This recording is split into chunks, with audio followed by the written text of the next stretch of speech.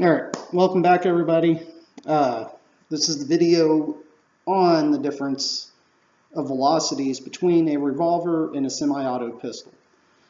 For this video, I'm using the Smith & Wesson 586 357 Magnum and this Cunan 357 1911 style semi-auto. Now there is a discrepancy between the two. Yes, the Smith & Wesson is a 6-inch barrel. The Cunan is a 3.5-inch barrel. But we should be able to notice a significant loss in velocity. And yes, at some point in time I do plan on revisiting this video. I just can't go out and buy a new handgun right now. But the load information I'm getting for this, because I'm using hand loads, is out of the Hornady book. It is a 158 grain hollow point XTP loaded with Alliant 2400 at 14 grains. Hornady's test firearm for this was a Colt Python with an 8-inch barrel, 1 16-inch twist. Now they're saying that at 14 grains I should just get under right around 1200 feet per second. I'm also using quick loads, which in a video I posted earlier showed you that with a 6-inch barrel and at 14 grains, I should be getting closer to almost 1500 feet per second. Well, I went out, tested it, and that was further from the truth. The velocity that I did get with the Smith & Wesson was a mean average of 1,243 feet per second. And I'm going to go to the video of running the chronograph with the 357 right now.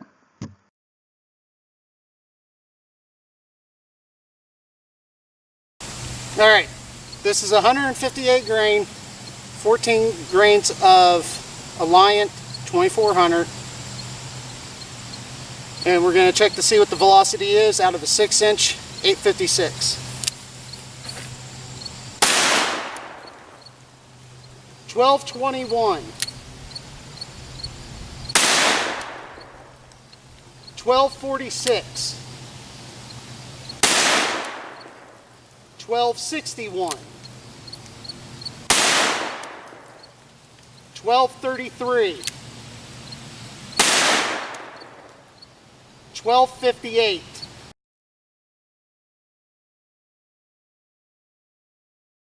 All right.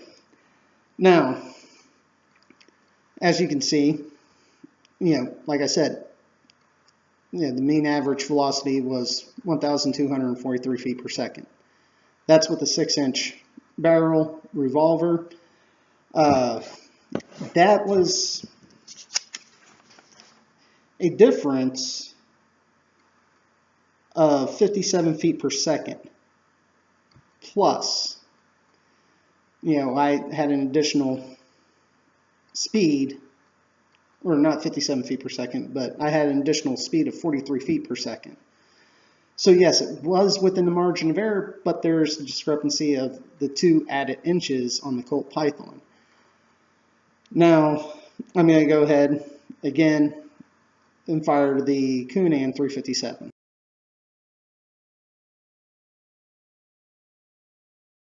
Now we're going to determine this velocity out of the Cunan 357 with a 3.5-inch barrel.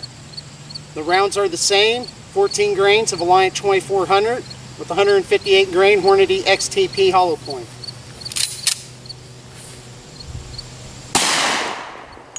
$13.64.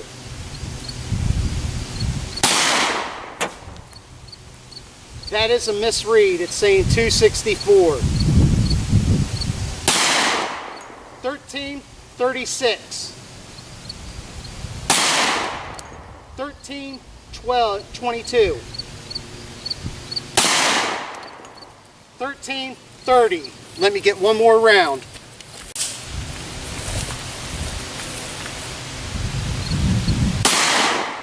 1309.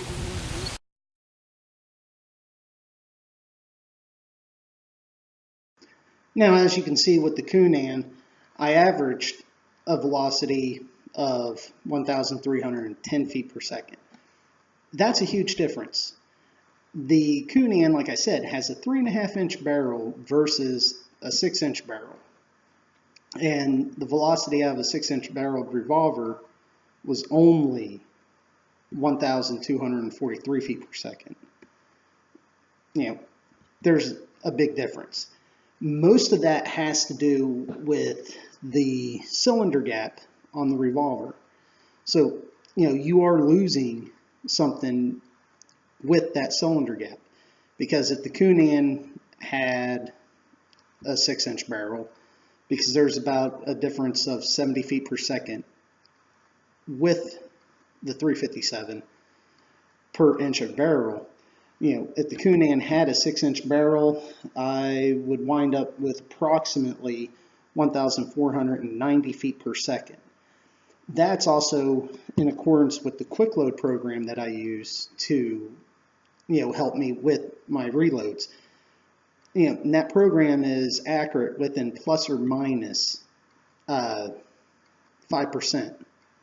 So, the program was saying that I should have, I think it was 1248 feet per second with a 3.5-inch barrel, and I averaged 310. That's a 62 feet per second difference, which falls within 5%. 5% of 1310 is 65.5 feet per second.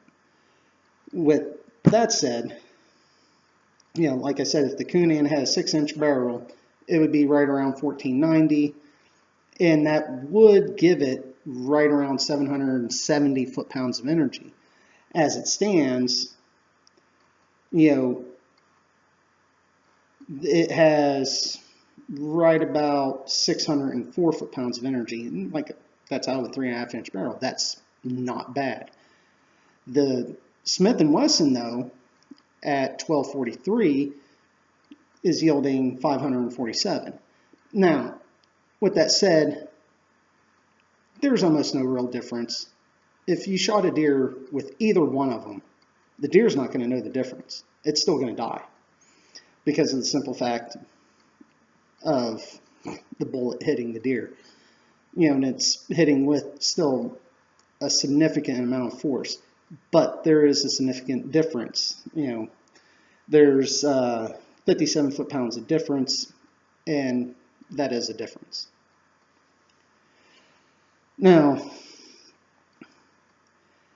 back to part of the other video, I went through and gave velocities out of different reloading manuals, for the same weight bullet, for the same powder, and what their charges were.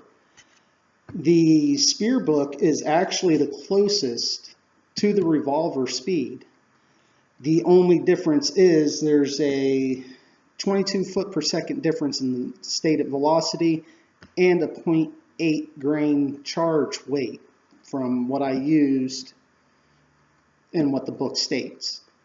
So, there's always going to be a difference with the reloading manuals, and it's never a bad idea to have more than one. That way you can actually get a decent idea of what velocities you're going to get. Now, the book that was closest to the Coonan was the Lyman book. The Lyman book gave a charge weight of 14.9 grams of the Alliant 2400 and a velocity of 1279. Now, their test firearm in the Lyman book was a universal receiver with a 4-inch barrel. The test firearm for the Spear book was a Model 19 with a 6-inch barrel. So, the Spear book was extremely close to the Revolver. The Nosler book, for some reason, if I remember correctly, yes, it is way off. Because it has a maximum charge of that powder at 12.3 grains, yielding 1,520 feet per second. Now, you may ask, why such a large discrepancy? Well, if I remember correctly, the Nosler bullets are actually made to a tighter fit for the barrels, which usually generally produces a lot more pressure and yields a higher velocity. I myself, at some point in time, yes, will be getting a box of each individual manufacturer's bullets to actually test out how close their reload data is as well. But like I said, that's a future video. We already know that the Hornady book was off, like I said, by an additional 2 inches of barrel length. I was getting a faster velocity with a 6-inch barrel than what they were stating with an 8-inch barrel, and a lighter charge than what they were stating was the maximum. But nonetheless, yes, a semi-auto does produce greater velocities than a revolver does when the cartridges are the same. Like I said, I plan on revisiting this, and when I do, I actually plan on getting, like, say, a GP 100 in 357 mag, as well as a compact 9 and a Ruger LCR in 9mm. That will give better results, but still nonetheless, I had a 3.5-inch barrel beat out a 6-inch barrel, and the biggest explanation right there is the cylinder gap. I even fired 38 specials through it. Again, there's roughly about a 60 foot per second difference. I will also include that in the video as well.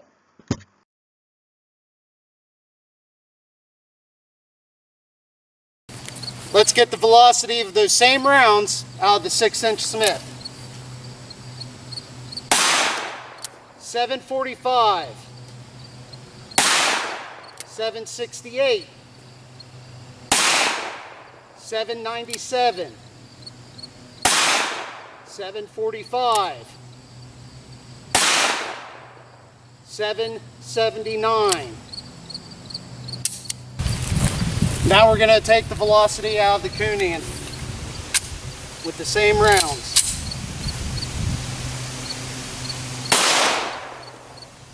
Air.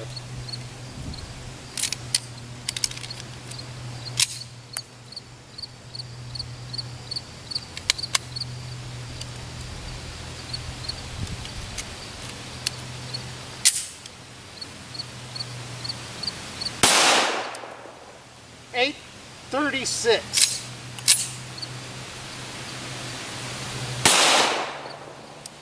.830.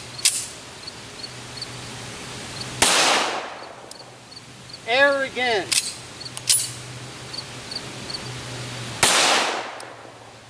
818.